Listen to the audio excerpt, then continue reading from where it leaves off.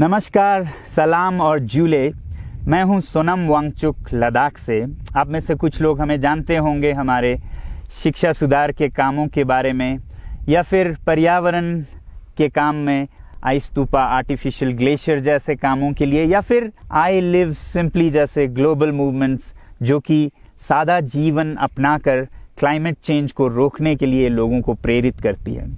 मगर दोस्तों, आज मैं इन चीज़ों के बारे में नहीं बल्कि आप लोगों को एक बहुत ही ज़रूरी संदेश देने के लिए आया हूं, जो कि चीन और भारत के बीच अभी जो टकराव और तनाव की स्थिति बनी है, इसके बारे में आपकी क्या जिम्मेदारी है। मैं लद्दाख में हूं और आप देख रहे हैं सिंधु नदी को बहते हुए यहाँ, और वो जो पहाड़ियाँ हैं उनके पीछे नुब्रा और चांगतांग के वो इलाके हैं जहाँ पर ये तनाव बढ़ता जा रहा है। हज़ारों सैनिक वहाँ ले जाए जा चुके हैं। सुनने में आया है चीनी वायुसेना के जहाज़ भी वहाँ तैनात किए गए हैं, और 1 घंटे पहले भारतीय वायुसेना के जहाज़ भी मेरे ऊपर मंडरा रहे थे। सामान्यतः जब सीमा पर तनाव होता है तो हम आप जैसे नागरिक ये सोचकर सो जाते हैं रात को कि सैनिक इसका जवाब दे देंगे। मगर मैं आज आप लोगों को ये ज़रूरी बात बताना चाहता हूं कि इस बार सिर्फ सैनिक जवाब नहीं, दो तरफा जवाब हो और उसमें नागरिक जवाब भी हो। तो आप जैसे नागरिक दिल्ली, मुंबई और बेंगलोर और अनेक शहरों से क्या कर सकते हैं इसमें, ये समझने के लिए पहले हमें समझनी होगी चीन की ये हरकत और वो ऐसा क्यों कर रहा है। आपने देखा होगा कि ये सिर्फ भारत के साथ नहीं हो रहा है, बल्कि पिछले कई हफ्तों से चीन ये दक्षिण चीनी सागर में वियतनाम, ताइवान और अब हांगकांग के साथ भी छेड़खानी कर रहा है।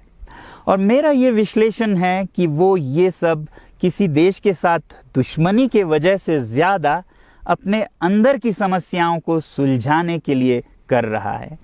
आज चीन को सबसे बड़ा डर है तो अपने जनता से डर है। उनकी 140 करोड़ की आबादी, जो कि एक बंधुआ मजदूर की तरह बिना मानवाधिकारों के चीनी तानाशाह सरकार के लिए काम करते हैं और उसे धनी बनाते हैं। जब वो नाराज हो जाए तो फिर एक क्रांति की सी परिस्थिति बन पड़ती है, और इससे चीन बहुत डरता है। आज कोरोना के प्रकोप के बाद चीन में फैक्ट्रियां बंद हैं, एक्सपोर्ट्स बंद हैं और बेरोजगारी 20% तक बढ़ चुकी है। लोग बहुत नाराज हैं, क्रांति हो सकती है, तख्ता पलट हो सकता है। इसीलिए चीन पड़ोसियों से दुश्मनी करके अपनी जनता को अपने साथ जोड़ने में लगा हुआ है, और ये पहली बार नहीं कर रहा है। 1962 में जब भारत के साथ जंग की तो वो जंग भी उसने अपने जनता को संभालने के लिए की थी। तब 4 साल का अकाल और भूखमरी हुई थी, और इससे ध्यान हटाने के लिए ये जंग की थी।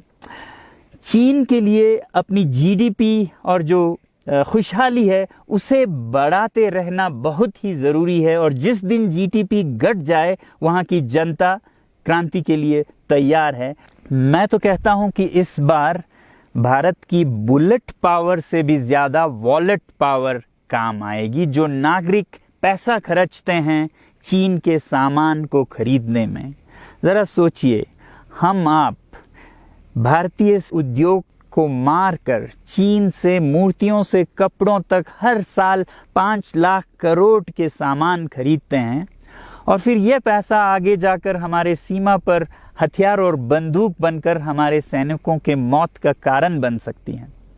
तो इसलिए अगर हमारे देश के 130 करोड़ लोग और 3 करोड़ जो भारतीय बाहर के देशों में हैं, सब मिलकर भारत में और बल्कि दुनिया भर में एक boycott made in China movement या अभियान शुरू करते हैं, तो आज दुनिया भर में चीन के प्रति रोष है। हो सकता है कि सारी दुनिया साथ आए और इतने बड़े स्तर पर चीनी व्यापार का बॉयकॉट हो कि चीन को जिसका सबसे बड़ा डर था वही हो, यानी कि उसकी अर्थव्यवस्था डगमगाए और उसकी जनता रोष में आए, विरोध और तख्ता पलट। और अगर हम ऐसा नहीं करते हैं तो कितनी बदनसीबी की बात होगी भारत के लिए, ज़रा सोचिए। एक तरफ हमारे सेना सीमा पर जंग लड़ रही होगी और दूसरी तरफ हम आप चीनी सामान, मोबाइल से लेके कंप्यूटर्स, कपड़ों से लेके खिलौनों तक को खरीद कर उनकी सेना को पैसा भेज रहे होंगे, चीन की सेना को। ये तो हुई हार्डवेयर की बात। दूसरी तरफ हमारी युवा चीनी सॉफ्टवेयर, एप्स, गेम्स जैसे टिकटॉक, शेयरिट, इन सब में मस्त, उन्हें दूसरी तरफ से करोड़ों करोड़ों का पैसा भेज रहे होंगे। तो इसलिए बहुत ज़रूरी है कि हम एक नागरिक जवाब ज़रूर दें और इसे एक अभियान बनाएं, ग्लोबल मूवमेंट की तरह। ये बॉयकॉट मेड इन चाइना का जो अभियान है वो भारत के लिए भी एक वरदान साबित होगी। जैसा कि हमारे प्रधानमंत्री ने एक विजन हमें दिया था स्वावलंबन का, सेल्फ रिलायंस, वो तब हो सकता है जब हमारे अपने उद्योग फलें फूलें। और जब हम बॉयकॉट करते हैं इन सामान का तो अपने देश के उद्योग का, उत्पाद का हम प्रयोग करेंगे और उससे मजदूरों को रोजगारी मिलेगी और सारा देश खुशहाल होगा। बजट होगा कि हम और अच्छी तरह से टक्कर ले सकें सीमा पर भी। तो इसके लिए मैं आप लोगों से अपील करता हूं कि जहां तक ऐप्स और सॉफ्टवेयर की बात है तो हमारे युवाओं को एक हफ्ते में उन्हें अनइंस्टॉल करना चाहिए। Boycott made in China, software in a week and hardware in a year.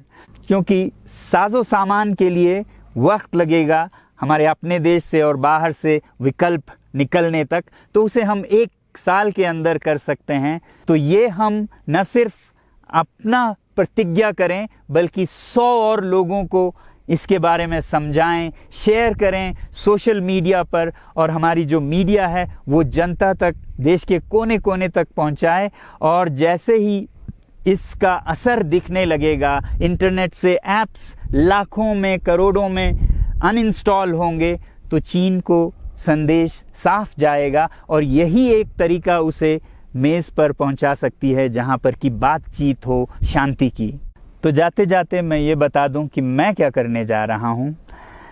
इस फ़ोन पर जो भी चीनी ऐप्स हैं उन्हें तो मैं 1 हफ्ते में हटा रहा हूं, बल्कि ये फ़ोन जो कि चीन में बना है इसे भी मैं 1 हफ्ते में अपनी ज़िंदगी से अलग कर रहा हूं। और 1 साल के अंदर हर वो चीज़ जिस पे मेड इन चाइना लिखा है उसे ज़िंदगी से निकालने जा रहा हूं।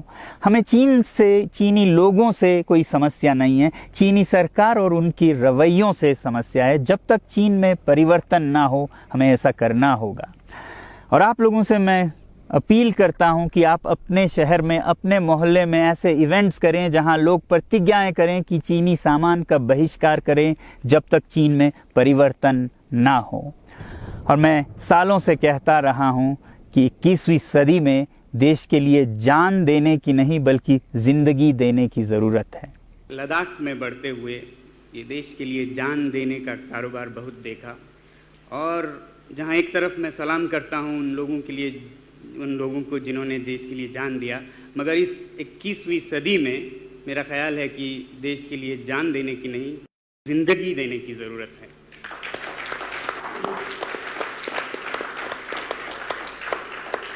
तो आप भी निभाइएगा अपना रोल।